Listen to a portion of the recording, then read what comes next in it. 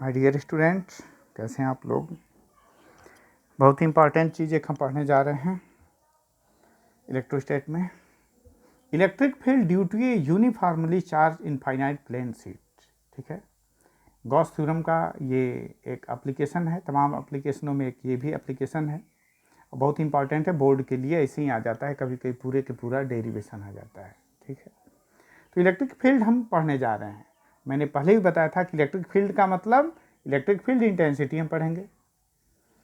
Due to a uniformly charge infinite plane sheet, एक infinite plane sheet है, ध्यान दीजिए, इनफाइनाइट प्लेन शीट है। इसकी वजह से हमको क्या पढ़ना, इलेक्ट्रिक फील्ड। और जब भी गॉसियन थ्योरम की बात आती है तो बगैर गॉसियन सरफेस बनाए काम चलता नहीं है। ठीक है, अब ध्यान दीजिए, एक जो शब्द है इसका डिसेक्शन कीजिए। क्यों इनफाइनाइट प्लेन शीट कहा गया है? इनफाइनाइट नहीं रहता तो क्या गलत हो जाता? अगर ये रहता कि only due to plane sheet तो क्या गलत हो जाता? गलत नहीं होता। और ये इनफाइनाइट लिख दिया जाए तो भी न सही होगा, इससे न कोई फर्क पड़ेगा। अब इनफाइनाइट क्यों लिखा गया, समझिए इसको। आइंस्टीन साहब की एक बार फिर से याद आती है, उन्होंने क्या कहा था कि किसी भी इंसान को, किसी भी चीज़ को, किसी भी मैटर को अलग अलग फ्रेम ऑफ रेफरेंस से अगर आप देखिए तो आपको अलग अलग वो डिफरेंट दिखाई पड़ेगा। एक ही चीज़ जो किसी के लिए बहुत बड़ा है, किसी के लिए, इसीलिए तो मुझे बहुत अच्छा लगता है ये गॉड ऑफ स्मॉल थिंग्स, बहुत ही महान किताब है, ग्रेट, कि छोटी सोचों वाले भगवान। तो कोई चीज़ किसी को बहुत अच्छी लगती है तो कोई चीज़ किसी को एकदम नहीं अच्छी लगती है। तो अलग अलग चीज़ से अलग अलग। मुझे शेर याद आता है, इसरार भाई का क्या था कि अपनी मुफलिसी से परेशान होके हम बाजार को निकले। अपनी मुफलिसी मीन्स गरीबी, अपनी मुफलिसी से परेशान होकर हम बाजार को निकले तो देखा बाजार में वही चीज़ें भरी है जिसे लुटा के हम मुफलिस हुए थे। तो देखा बाजार में वही चीज़ें भरी है जिसे लुटा के हम मुफलिस हुए थे। तो चीज़ वही है। अब देखिए, जैसे कोई दीवार है तो दीवार को हम देखें तो हमारे लिए दीवार क्या है, बहुत बड़ी नहीं है। अगर चलने वाले, अगर कूदने वाले हैं तो कूद भी जाएंगे, उस पार चले जाएंगे। लेकिन चींटी के लिए वो दीवार बहुत बड़ी है। सोचिए, हम लोग कभी जाते हैं किला देखने तो हम लोग क्या है, जैसे इलाहाबाद में जाइए, अकबर का किला देखने जाइए, एक राउंड ले लेंगे, आपको 10 मिनट लगेगा, खत्म हो जाएगा किला। लेकिन एक चींटी के लिए कितनी बड़ी चीज़ है वो। अगर कछुआ अगर है, वो चल रहा है धीरे धीरे धीरे, उसको पूरा एक चक्कर मारना है तो उसके लिए वही बहुत बड़ी चीज़ है। ठीक, तो यहाँ एक दीवार है मेरे पास, अगर आंख चिपका करके देखिए उस दीवार से तो दीवार बहुत बड़ी लगेगी, और जितने ही दूर होते जाइएगा लगेगा कि बाहों में आ जाएगी दीवार हमारी।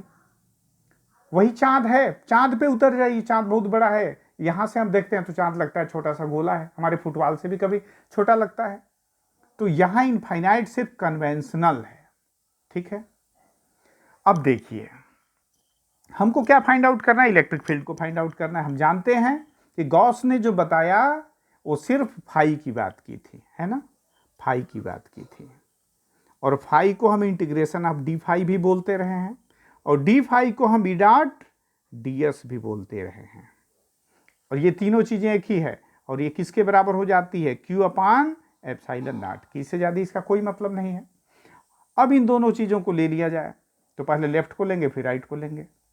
ठीक, अब ये बताइए कि यहाँ ई और डी एस के बीच के एंगल का झगड़ा होता है। मेरे पास यहाँ पर तीन है तो दो ही, लेकिन अलग अलग तीन क्वांटिटी में मेरे पास कर्व है। ये बताइए, यहाँ एक जो मैंने ले लिया दिस इज कार्ड, चूंकि मैं डी एस लिखता लेकिन एरिया ऑफ क्रॉस सेक्शन की वजह से इसको मैं डी ए लिख दे रहा हूँ। ठीक है ना, ऐसे इधर हो गया। सिमेट्री की वजह से इधर एक मैंने डी ए ले लिया और एक यहाँ पे ले लिया, किसके लिए, कर्व्ड के लिए ले लिया। ध्यान दीजिए, मैं बहुत ज़्यादा नहीं लिखूंगा, बहुत शार्ट में लिखूंगा, आप भी बोर्ड में शार्ट में लिखिए। फिगर बन गया। अब ये बताइए, मैं पढ़ना चाहता हूँ integration of E D S. ठीक है ना, integration of E D S. तो यहाँ वही चीज़, integration of E D S means integration of E D A, बात एक ही है। अब देखिए, यहाँ पे जो लाइनें निकलेंगी, मैंने एक सिलिंड्रिकल गॉसियन सरफेस ले लिया, यहाँ से लाइनें निकलेंगी तो इधर को जाएंगी, यहाँ से लाइनें निकलेंगी तो इधर को जाएंगी। इस एरिया में कोई भी ई यानी लाइनें magnetic field lines electric field lines नहीं जाएंगी। तो इस केस के लिए ई और डीए के बीच का जो झगड़ा है कितना एंगल हो गया, E D A cos 90, this will gives us 0। ठीक, तो मेरे पास ये बचे, सिर्फ 2 बचे। यहां क्या हो जाएगा, ई और डीए के बीच का एंगल क्या हो जाएगा, 0, cos 0। मैं लिख भी दूं, चलिए लेफ्ट हैंड साइड में ले लेता हूं, इंटीग्रेशन ऑफ ई डीए। एकदम समझिए कॉन्सेप्ट को, किताबों में बहुत डायरेक्ट लिख दिए हैं लोग इसको। ई डीए 3 मेरे पास है, चलिए यहां पे 1 लिख दूं, ये 2 लिख दूं, ये 3 लिख दूं, यहां भी मैं 1 लिख दूं, 2 लिख दूं, ये 3 के केस में लेफ्ट हैंड साइड में लेके चल रहा हूं। ये राइट को तो लिख देना है, बस राइट को सिर्फ लिख देना है। अब ये बताइए पहले वाले केस में क्या हो गया, integration of E D A cos 0 है ना। दूसरे वाले केस में हो गया ई डीए cos 90, और तीसरे में फिर क्या हो जाएगा, वही चीज हो जाएगा, ये दोनों एक ही दिशा में हो गए, ई डीए cos 0। ठीक है ना, तो ये खत्म हो गया, cos 90 हमको 0 दे दिया, तो हमको मिला क्या चीज, integration of E dA plus integration of E dA, this comes to 0। ये लेफ्ट हैंड साइड में लिया, बोलिए ये हो गया। राइट हैंड साइड में हमको सिर्फ क्या लिखा, तो यहां से क्या मिला, ये सब लेफ्ट हैंड साइड है, इक्वल टू लिखते जाइए। यहां पे हो गया ई इंटू ए प्लस ई इंटू ए, एकदम सिंपल। ठीक, अब मैं लिख सकता हूं, राइट हैंड साइड का यूज करूं तो राइट हैंड साइड क्या हो जाएगा, राइट हैंड साइड तो यहां हो जाएगा, लेफ्ट हमको क्या मिल गया, E A plus E A equal to, अब राइट हैंड साइड हमारा क्या है, लिख दूं यहां, राइट हैंड साइड हमारा क्या है, सिर्फ Q अपान एप्सिलॉन नॉट, और Q क्या हो जाएगा, sigma into A upon epsilon not. क्यों, यहां ये जो है ना, दिस इज कॉल्ड, यहां जो चार्ज होगा हमारा सिग्मा इंटू ए हो जाएगा, क्योंकि सिग्मा क्या है, surface charge density, uniformly surface charge density, और ये हो जाएगा क्योंकि सिग्मा है ना, तो Q अपान हमने लिखा ए, यही चीज ए है, तो ये हो जाएगा हमारा सीधे सिग्मा इंटू ए अपान एफ। ये लेफ्ट को मैं लेके चला, लेफ्ट का मतलब कंफ्यूजन मत रहिएगा, ये लेफ्ट, इसकी वैल्यू मैंने लिखा, यहां तक पहुंच गए। और राइट का जब यूज किया, फ्रॉम बोथ साइड लिख दूं मैं यहां पे, फ्रॉम बोथ साइड। ठीक है, तो ये हो जाएगा sigma A upon epsilon naught हो गया।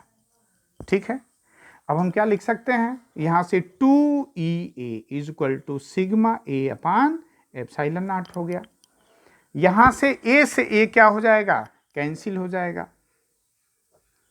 तो E इज इक्वल टू क्या मिला भाई लोग, E is equal to sigma upon 2 epsilon naught, है ना, यही ना होगा E, इससे ज्यादा क्या हो सकता है, कुछ भी नहीं होगा।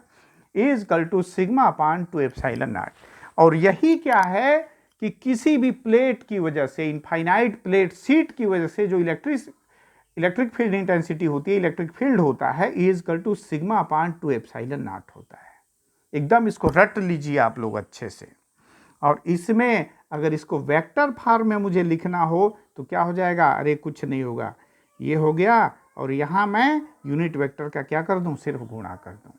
यहां आप घबराइएगा नहीं, मैंने क्या किया, सिर्फ लेफ्ट को लेके चला था, और राइट को जब इंक्लूड कर दिया तो मैं ये लिख दिया।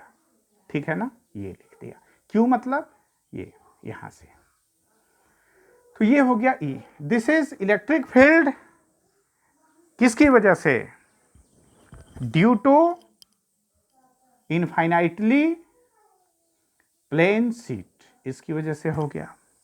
ठीक है ना, तो ये बहुत ही इंपॉर्टेंट ये चीज होता है, ये डेरिवेशन होता है, बहुत ही छोटा है, जब भी बोर्ड में आए तो इसको आप आराम से इसको लिख सकते हैं। ठीक है ना, तो ये सबसे बड़ी बात है, ये हमारा E हो गया। इसको आप लोग खूब अच्छे से तैयार कर लीजिए।